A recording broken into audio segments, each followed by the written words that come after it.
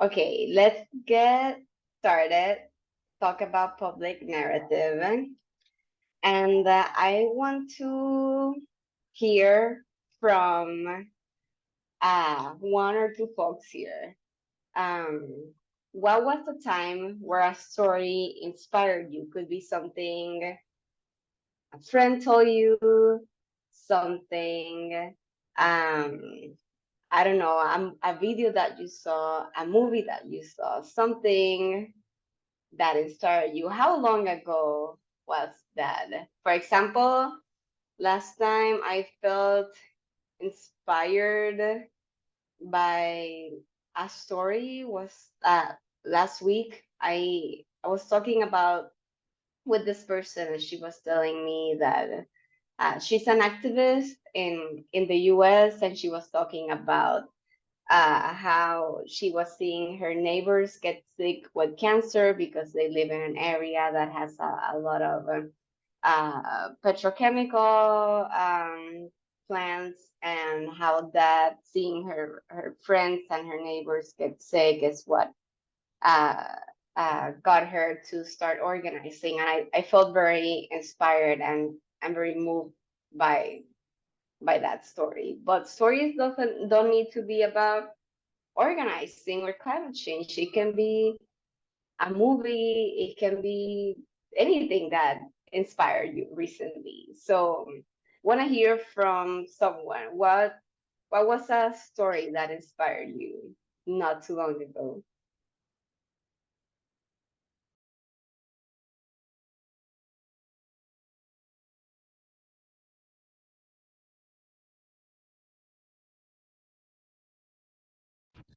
Recently I watched this movie called The Boy Who Harnessed the Wind. I saw it in high school, but it was basically about a young boy, I think in Malawi, and they were experiencing like drought and famine, and he just was like really curious growing up and learned how to develop like a wind turbine to basically pump water from the soil. And he was only like 13 years old, and the story was really emotional, just seeing the people that he lost in his life and how he was able to use education as a tool to inspire his community. I love that story. It's a great movie.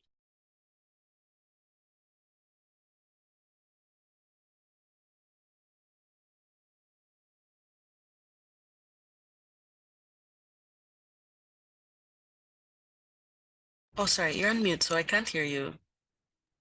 Sorry. Yeah, thank you for sharing that and for the recommendation. That is an excellent example of how a story can move us and can motivate us, because motivation is what enables us to take initiative to take action. And motivation is also what helps us to keep going even when we're tired, when things are uncertain. And before we get others to join us in action, whether it's for against the climate crisis or for anything else, um, we must motivate them to do so. People won't join just for the sake of joining. They need to feel emotions and overcome some barriers to be able to join. And there's different stories that elicit different emotion. And public narrative, the process of public narrative combines three stories that altogether inspire us to take action. The first story is the story of self. Who am I and why am I called to do this work? The second story is the story of us. Who are we as a community, and why is it like that we as a community have to act? And the story of now is what are we called to do now, right now, this instant? What's the story of our strategy? What are we doing? And what is the hope that is there that will make people feel sure that the actions that we're doing right now will make a difference? So it's three stories: story of self, who we are, um, or better, who am I? Story of us, who are we as a collective? And story of now, like what is happening right now? What are we doing right now?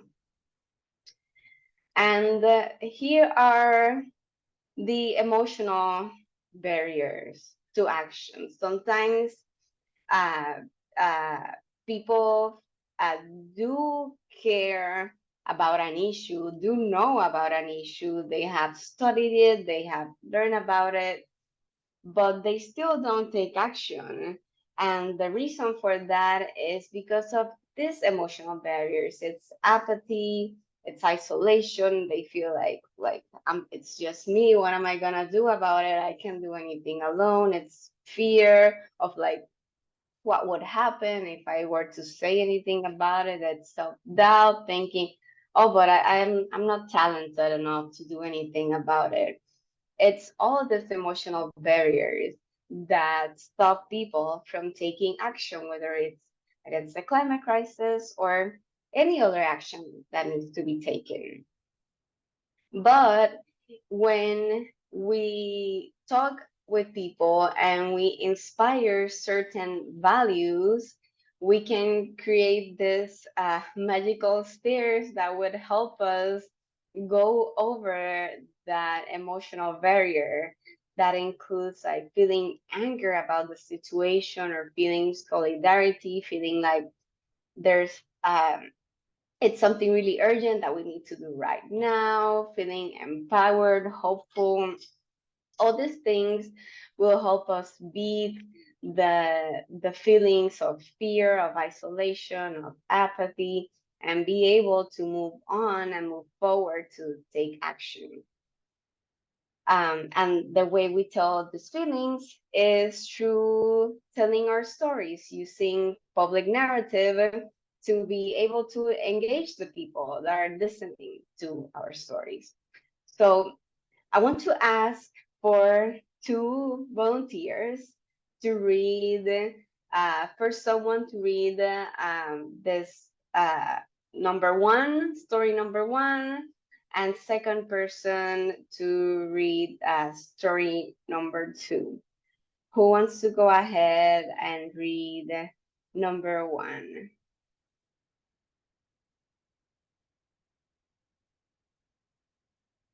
Ethan, yeah, feel free to go ahead.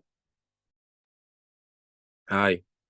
Did you know that we keep emitting carbon pollution and changing the climate? The sea levels will rise and millions will become refugees. Climate disasters will make people lose their jobs and their homes, and we need to stop it. That makes me angry. Doesn't that make you angry as well? Thank you. Thank you so much for reading that. Who wants to read number two? Karina. I was walking down the street in Kingstown and I saw a homeless woman sitting on the sidewalk with a cardboard sign that said, "Please help, I have two small kids." I looked her in the eyes and noticed she looked a lot like my mom. I realized it could just as easily have been her without a home, and that made me remember that if we don't stop the climate crisis, many disasters will happen, and millions just like this woman will lose their homes. I don't even want to imagine my city streets filled with hundreds of children left without a home, and that's what motivates me to act. And as our leaders for climate action, would you like to join me?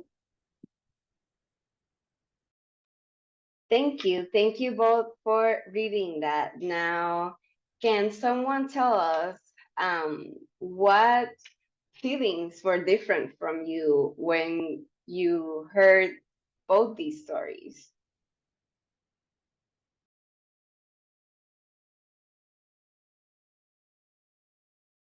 Yeah, feel free to go ahead. We're a small group, so feel free to just go ahead and say whatever you want to say. Okay, sure. Thank you. For the first one, it felt more informative based, so it didn't appeal as much to that sense of emotion. Like, yeah, I was just getting some information relating on carbon pollution and details of such. But in comparison to the second one, there was that relative factor where I could have seen from their perspective that they were not only observing something for what was happening in their community, but they could have also related to a sense of personal experience within close to their family and close proximity, and then appeal to that call of action that's got me to think about my empathy towards the situation and in what ways that I could have, strategized for change to assist. Yeah. Exactly. Yes. Thank you for sharing that. So here we see a great example of how emotions are different. Sometimes we like, because we research a lot about what climate change is, and we watch all the documentaries and we learn it about it at school or university or anywhere, we feel like the way we need to talk about it is through technical information. But what inspires action, what moves people to take action, to join us in this fight, is emotions that's making it feel like it's something that it's happening to us directly, not something that is distant, technical, academical. And as we tell our stories, we have to think that our stories and narratives share the same general structure. And what do all these stories have in common? Well, they have a main character, they have a plot, they have a challenge, a choice that the main character tends to make to solve that challenge. There's an outcome, and there's usually a moral at the end of the story, of like whether it's perseverance or love or a hope or a happiness or family, anything. There's usually a moral around each story. So let's come back to this three, the story of self, who am I, a story of us, who are we as a community, and why do we need to act, and story of now, like uh, what are we called to do at this moment, and start thinking of how to piece this tree together. First, we will start with the story of self. Then we move on to the story of us. If the story of self is a little bit of, sorry, who am I? What is happening? What's the challenge? What's the choice? Then the story of us is like, what are some of the uses in which we participate, like family, nation, faith communities, school, uh, climate group, anything. What is that us? And what are our shared experiences, values, and aspirations? It can be like, uh, um, I am this person, this is my value, I care about this because I'm living through this, and I'm from this community, and in this community, we're currently facing this. And we care about this because we lived through this. So now let's move on to the story of now. Like we have to say, like, what is the urgent challenge we now face as a community, and how you're going to achieve this outcome, and a specific choice that the person that is hearing your story can make that involves a commitment of either time or resource to be part of this now, and a hopeful outcome that contains a vivid description of what can be achieved if we take action together. So now, just like for a brief example, if I were to share my story, it would be like, I just in general, I would say like, my name is Amira. I'm from Puerto Rico, and since an early age, I've been seeing effects of how the climate has been changing and affecting my daily life. For example, when I was just a kid, one of my first memories is experiencing drought and not having water at home. There was water rationing, and I remember being scared whenever my family would turn on the tap and the water was brown and it was very dirty, and it even had insects in it. And that really shaped me to throughout all my life to think how valuable the resource of water is, and how things like drought and other uh, climate related things like hurricanes are affecting the resource of water. So as I continue to uh, develop as an adult, I decided to start not only to studying water and went to university to study hydrology, but also I decided that I wanted to become an activist to solve the climate crisis, and hope that future generations might not have children that are scared of their own tap water in their own home. So the challenge that we face as a community of Puerto Ricans is that we see that the climate crisis continues to affect not only our water resources, but now it's hotter than ever.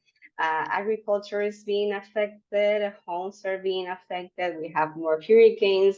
So we need to get our government to commit to measures that would help people be safe, have water, have food, and if they need to relocate, that they will be able to have safe housing and not just lose their home and stay homeless in the street. So that's why I'm part of the Caribbean Climate Network, and I hope that you can join us together so we can mobilize, get our governments to commit to climate action, and be able to have healthy, happy people all over the Caribbean that have safe housing, that have safe food, safe water, and can create a healthy, safe, and and a strong region that is not only economically strong, but also at a strong at a community level where people love each other and protect each other. That is just a little bit of like how you could connect the stories together. And I know it feels like a lot of questions put together. So we're gonna take some minutes, write your story. Then we're gonna share it in groups later. The story of self. I'm gonna leave this here for a few minutes. Here is a bit of how to write your story of self. I'm gonna leave this here up for like 4 or 5 minutes. Then I'm gonna move the slide to story of us and story of now, so you can write that part. And then we're gonna break up into pairs. We're gonna practice telling our story to each other. And each person will get 2 minutes to share their story. And the person who is listening will cut off your partner. We're gonna be practicing time limits. So one person will be listening, and when the time is done, you will cut off your partner, and then you will switch. And you will also give feedback, but we will enter into this later. So before we go into this, I want to see what questions do folks have before we start writing our stories.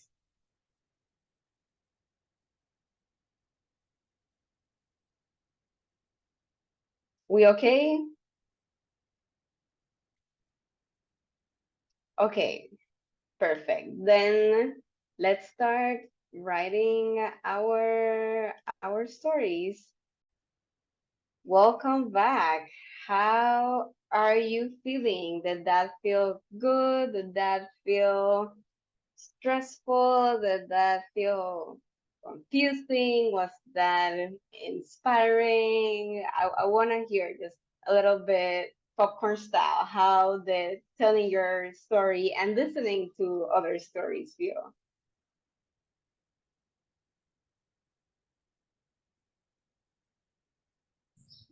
Well,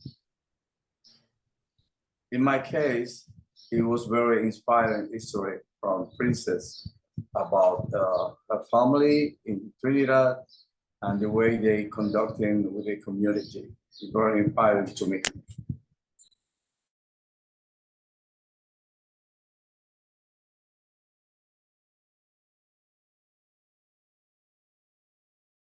Oh, thank you. And yours was as well. It's such a great opportunity to be able to listen to other people's stories and learn from them and understand the ways that they are working as well to share the stories that they have within themselves and that of others. Thank you.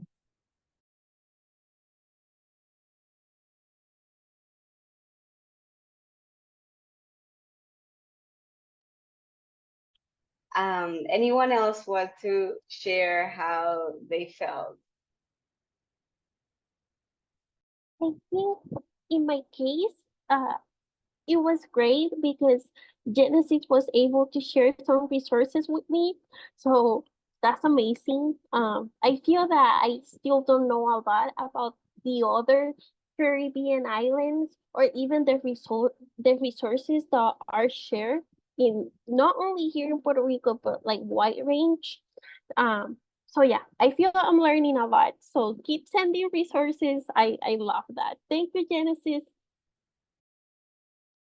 I love this. This is what this program and all the things we do at the network are all about. Caribbean unity. We are have so much in common, yet are so isolated from each other sometimes. So I'm glad this is happening.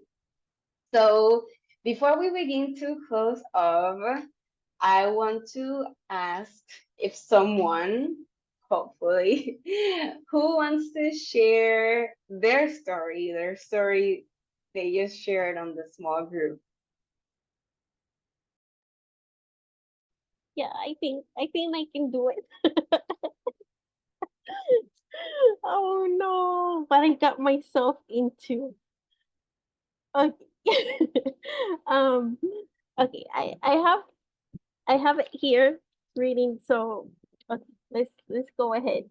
I'm still having problems like identifying my challenges and outcomes, but okay, here goes my practice. So, environmental sciences and archaeology doesn't sound like two things that you should be combining, but I love to mix them. That eventually was the reason that led me to study an indigenous ceremonial center at Ponce, Puerto Rico. However, what I found made me have chills and even have like an urgency call.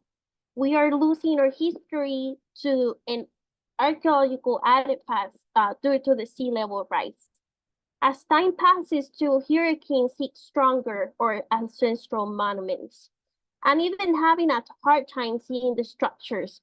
What's going to happen with the future generations? Will they be able to even get to know our entire history or only the remnants?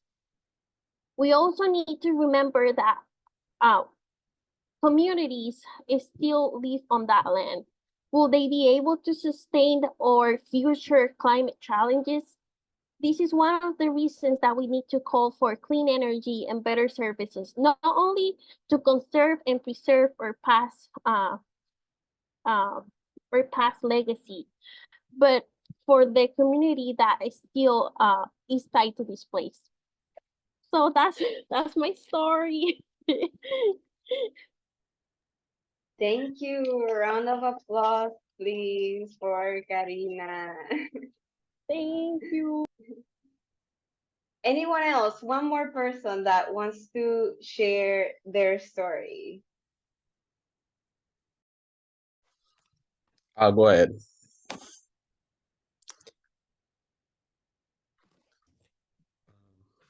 Okay, can you hear me? Yes, perfect. Growing up, I would always come to this beach with my family and friends, oftentimes to play football and recharge for the following week. climate change had different plans for this. As the time went on, visits to the beach was met by piles and piles of sargassum seaweed and trash. Most accepted the change in the landscape, but I couldn't let that persist. My role as the executive member of the National Student Body and the Caribbean Youth Environment Network, I led and organized cleanups and advocated for change to our national environmental policy, so that youth is heard in meetings where the decisions are being made. The unbearable heats, shrinking water availability, and the passing of Hurricane Beryl, climate change is not an academic exercise, but rather something we all feel on a daily basis. So I implore youth, learn and engage with the climate science and organizations, and policymakers band together and demand concrete actions from major polluters. Thank you. Thank you. Wonderful. Another round of applause for Ethan. Nice. Thank you both for sharing your story, and thanks to everyone who was working on your stories and on the small groups. Again, this is just the beginning. This is just an example. You will learn next week about talking to press, so you will learn a lot of good pointers about how to inspire motion. And then the week after that, we're gonna learn about video. So all these things will help you shape together your stories. And as we talked earlier, we will also have a coaching session to support you finishing your story before you create the video. So here are some next steps for you to work on before the next training. Review the climate adaptation and declaration at the CCN website so that you can know a little bit more about what this campaign is about, and also gather some ideas of some things that maybe could be relevant to the story that you want to share. Also start shaping your climate story.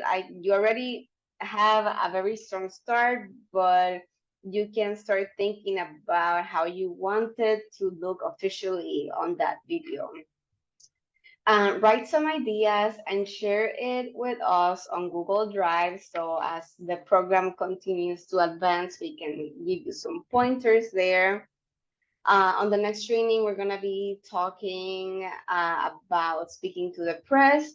But meanwhile, we're gonna be setting you up over email to coordinate with a program buddy. Someone here from this call will be your program buddy. You can set a Zoom call, you can chat on WhatsApp, you can set a time to talk, but we really recommend that you reach out to your program buddy so that you can continue practicing your stories, get to know each other better, talk about resources and all that. It will be a few, couple of buddies, and then a group of 3 that will be all buddies together. So we will connect you over email with each other, so that you can continue communicating. And also, last but not least, if you haven't yet, please send the information that we asked about over email, about who you are and with your photo and the questions that we sent. It can just be a very brief 2-3 sentence thing, but please share that with us on email during the next 2 days, because FIFA here is going to be working with that to prepare the public program launch announcement. So do folks have any questions before we close?